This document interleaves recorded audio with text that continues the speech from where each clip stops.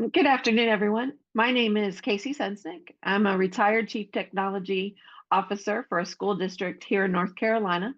I recently joined on with a local company called A3 Communications, where I am working with school districts not only on school safety, but on cybersecurity and advocating for that piece, which is so important in our schools since it ties into everything we do. As mentioned, there is a Q&A box. If you want to ask questions as we go along, I'll kind of keep an eye on that and answer them as we move forward. So this particular session is called Overcoming a Malware Attack, and it's from my perspective when our school district in 2017 was attacked. And what happened to us was we had received a call from our central office telling us that the computers were dragging and not moving effectively, and they just really weren't working. And when we got up to the central office and we looked at those computers, we saw, as you can see on the screen, all of these different types of programs that were just running in the background, all these different processes. So we figured something had gotten onto the computer. We just needed to reimage and move on. It was just a singular style of events. So after working through that weekend, we had success. We were able to remove everything and move on. Then comes Monday morning, and we receive a call again from the central office saying it's happening. And so at this point, we decided that our malware protection perhaps was not picking up everything that it should be. Now, I do want to say that the images are slightly blurry, and that's because we are in 2017 and phone cameras were not that good back then. So this was an image that we took of our computer, and we called this our patient zero computer. And what we discovered was that we had the virus Emotet, which from 2017 was a banking virus that was mostly found across the corporate America, but had started to seep into school systems. And from that deeper investigation, we were able to find where our patient zero, as we called them, had downloaded an incorrect invoice and opened it on the computer. And by opening that on the computer, it had populated across our entire network and it was continuing to crawl its way through. We were fortunate in the fact that this particular malware did not actually make it to the outside and communicate. So we did not have ransomware. Our firewall blocked that communication. So in this entire event, we did not lose any student, staff, financial, any of that type of data because the ransomware failed to move forward. As we looked at what else this product brought with it, the Emotet, we ran a scan using Malwarebytes, which we at the time only used the free version as sort of a backup to what we had in place. And you can see from this screenshot that Malwarebytes showed us that we had 395 additional friends come along with that Emotet virus. Luckily, again, for us, they were not able to communicate out through the firewall. So what we ended up with was a complete internal problem. So what did that mean? Well, luckily or unluckily, it was Christmas break.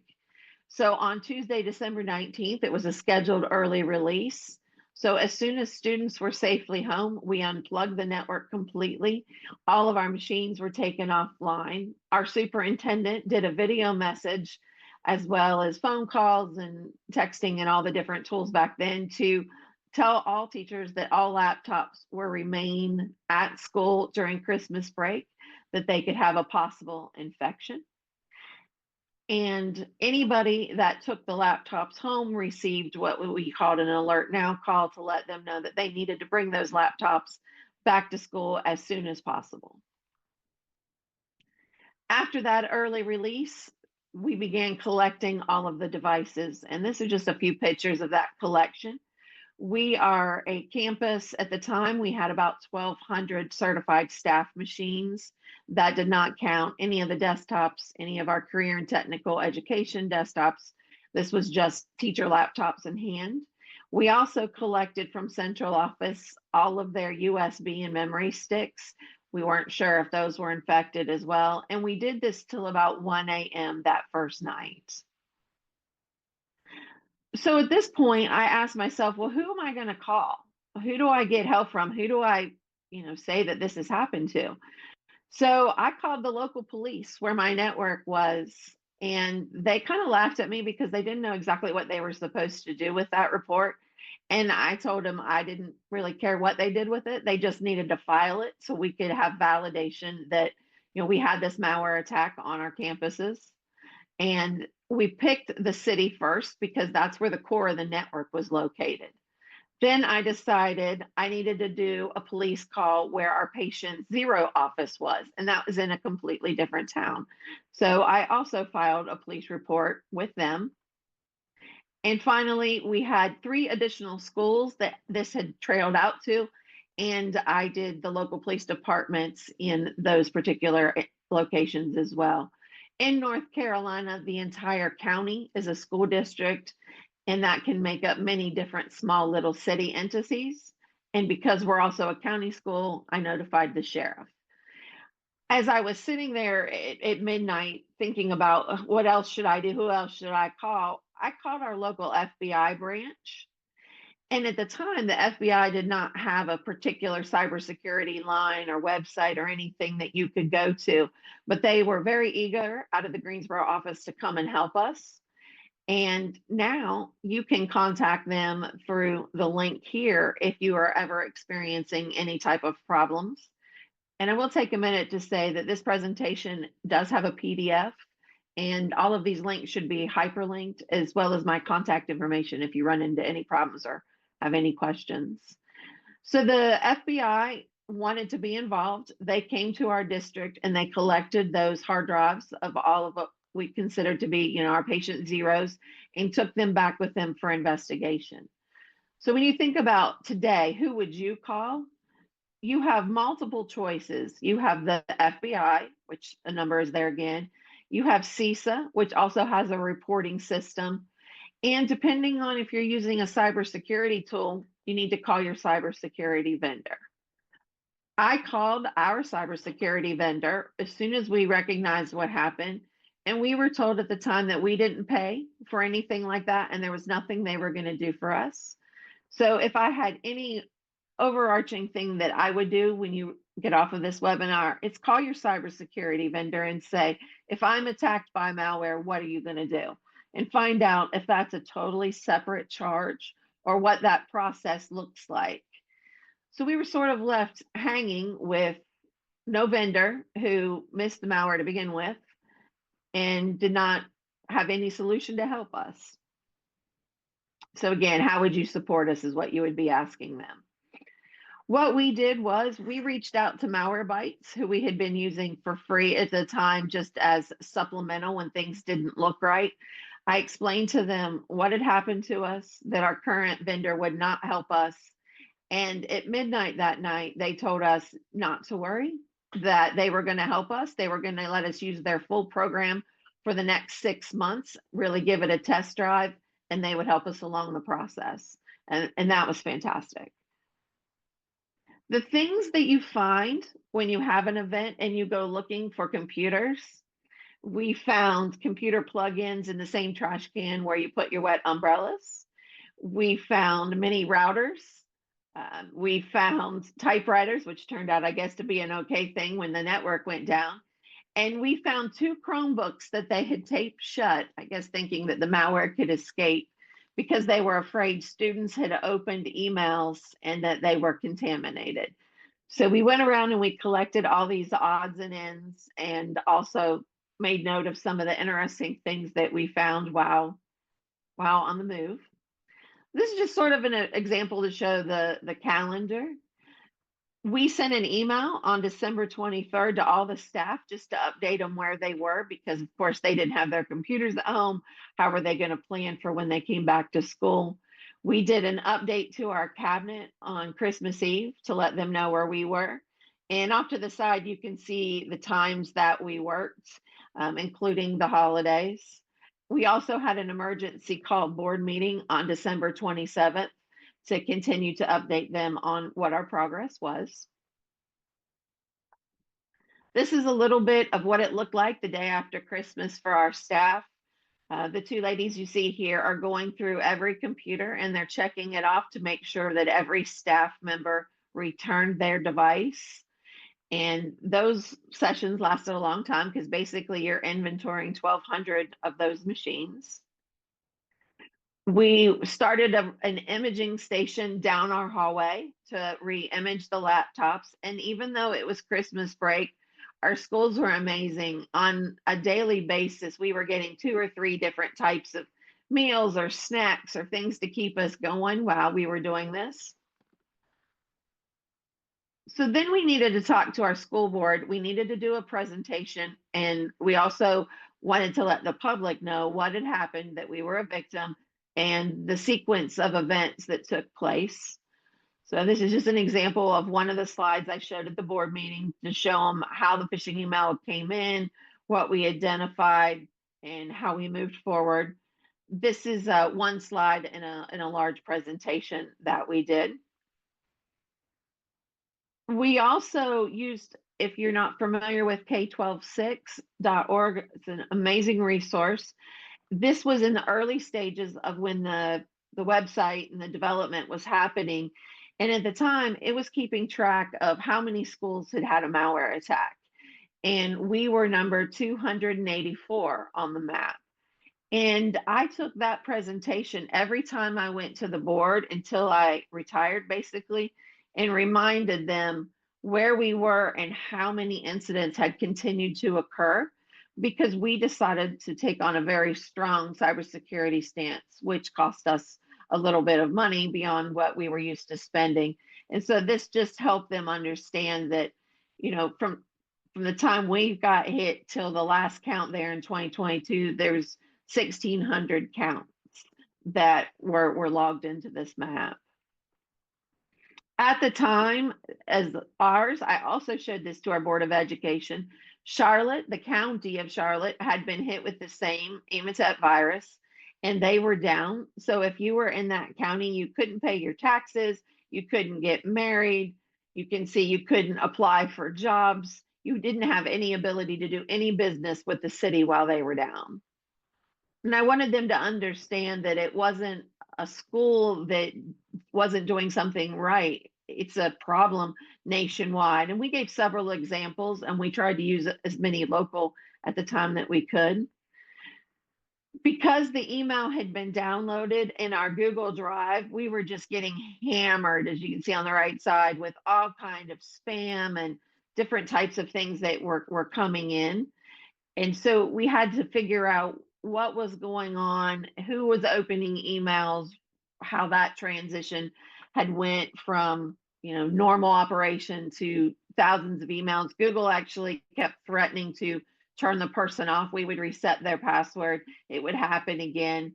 We did later discover that there was a computer that was not turned in from the time before. And so it was not protected. And that is how the email situation was happening. One thing that our superintendent did that was fantastic was he chose to get ahead of the incident and he announced it when it happened. And we wanted the press and our community to understand what that meant to be a victim, what it was going to impact over Christmas break, and potentially when Christmas break was over, what would happen with school starting. So you can see we had numerous reports, emails, live shots, interviews that we did, and all of them were explaining about being a victim, not accusing us of doing anything wrong, but truly being able to understand what had happened. So in the end, we had no network connectivity for 18 days, which turned out to be the holiday break.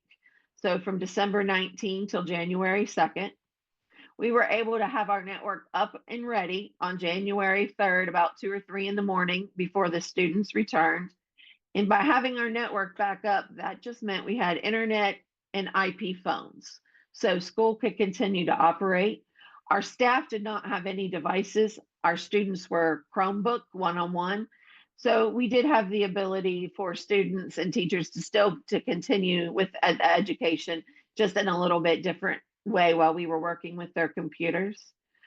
We also ordered 200 temporary laptops, and that was for our CO staff our principals, bookkeepers, data managers so that they can process.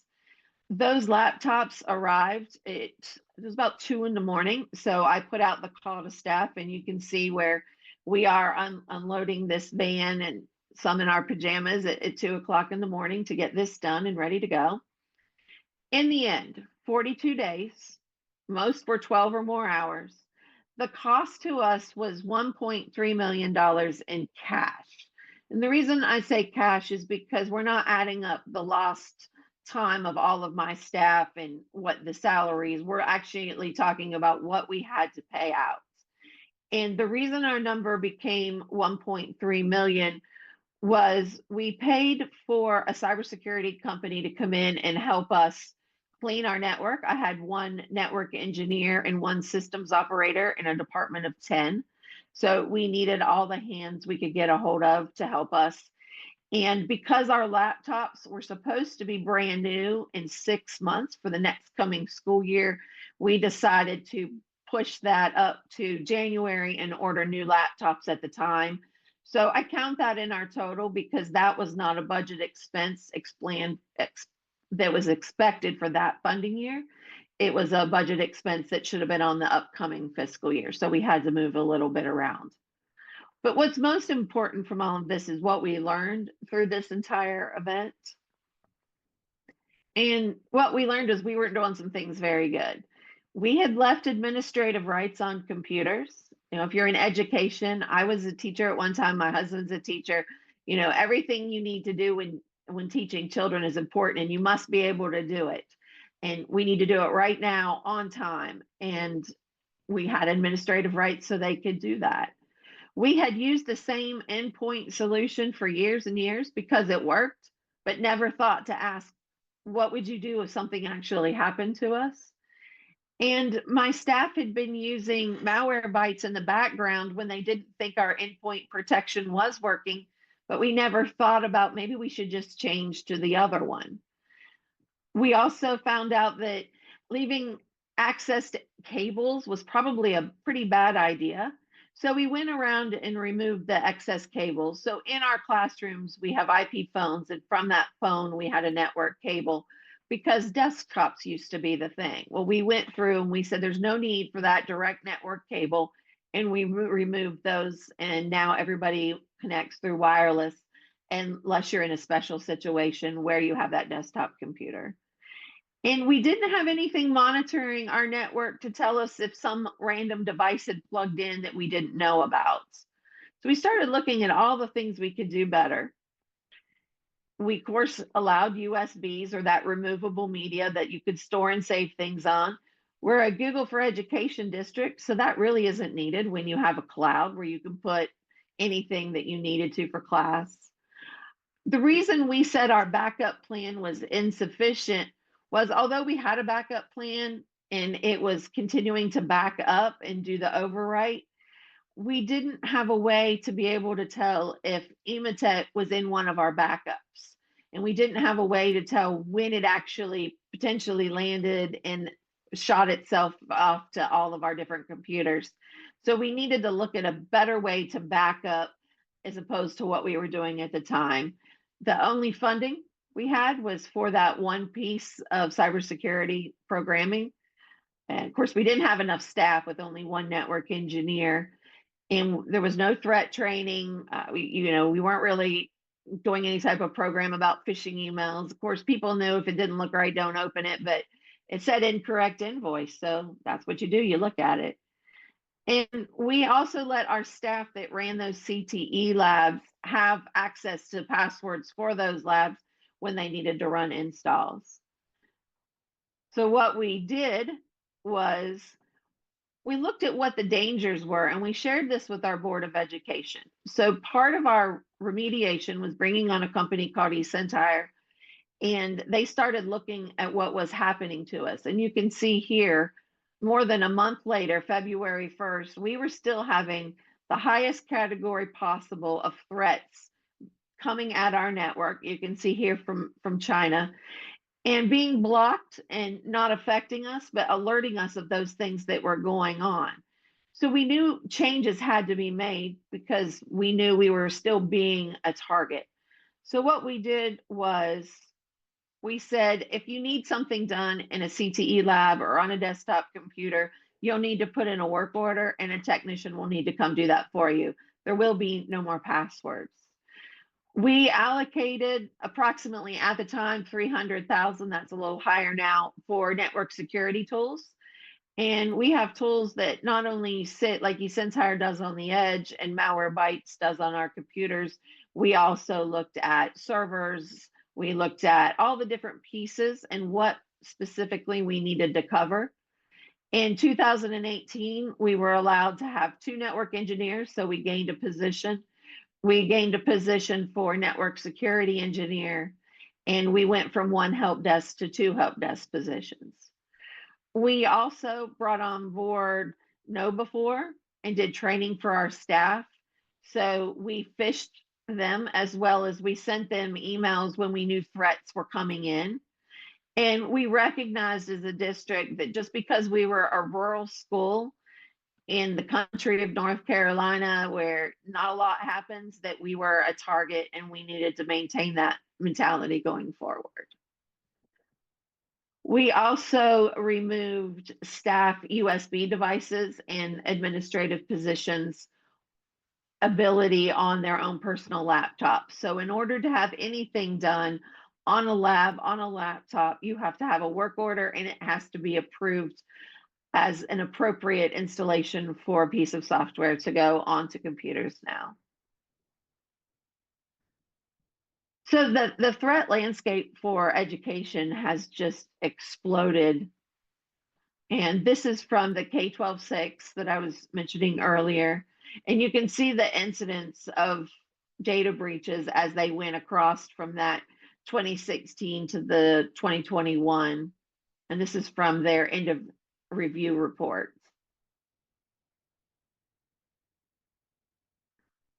Also, a report done by the Center for Internet Security studied approximately 5,000 schools on cybersecurity, and 82% of those experienced a cyber incident.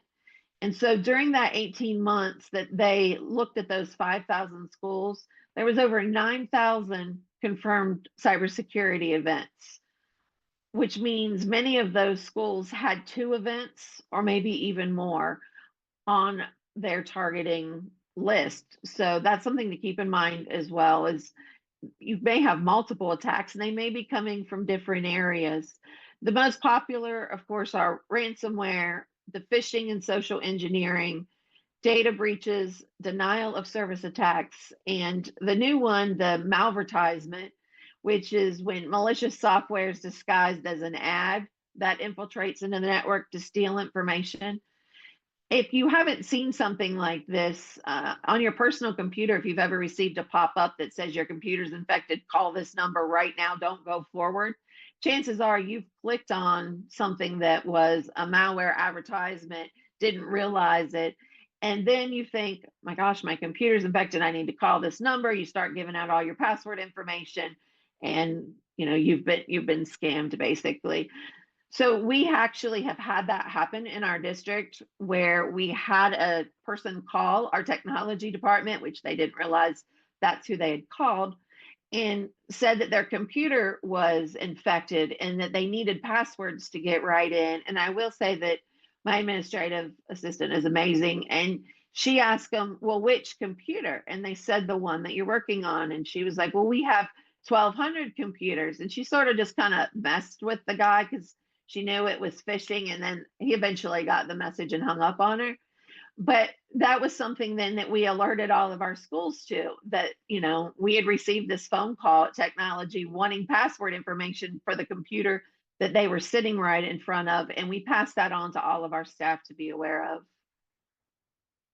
This is an example of one of our phishing tests that we did. And so you can see here that our phishing account average for the industry is 6.5, and that our phish prone average was 7.1. But on our last campaign that we had done at this time, we were down to 5.8. But if you think about 5% of 1,200 people, that's a lot of people that fell for your phishing attacks. We were also able to receive reports to let us know about those attacks and who clicked on them and their percentage to click on them. And then you can assign follow-up work or articles, little video clips to help them identify whatever it was that they fell for. I put this slide up here because we had one particular individual that had 100% of the time fallen for phishing emails. And so when you find something like that, that's when you go out and we send somebody to sit down and we talk to them about what phishing looks like. And we really make sure that they're understanding what to look for. We also phished our Board of Education, our central office staff, our technology department. If you worked for the district, you received this email, which is fun to go to a board meeting and talk about it and have one of your board meeting members say, oh my, I opened that email. So, it also helps when you're trying to explain why you need funding if you get lucky and that happens to you, because they recognize that they fell for it as well. So in the end, what did this mean for us? It took till January 28th of 2021 before the FBI released a paper stating that after 1.6 million victim computers and hundreds of millions of dollars in damage, they were able to bring down the Emotet operation. They did not call us out directly, but they did mention that we were infected and were able to, provide them information. They told us chances are we would never see any return of money. One of the gentlemen was brought to the United States, charged, and put in jail. The FBI still sends updates for victim notices.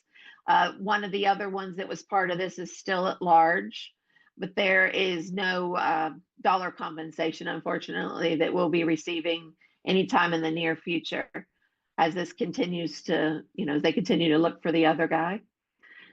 So as you're thinking about where should you get started and how do you move forward, I would start with the resources that K-12-6 provides. You can become a full-fledged member and pay, and they will offer you all kinds of additional information. But they also have a large section of stuff that is free. And this is their cybersecurity response run book.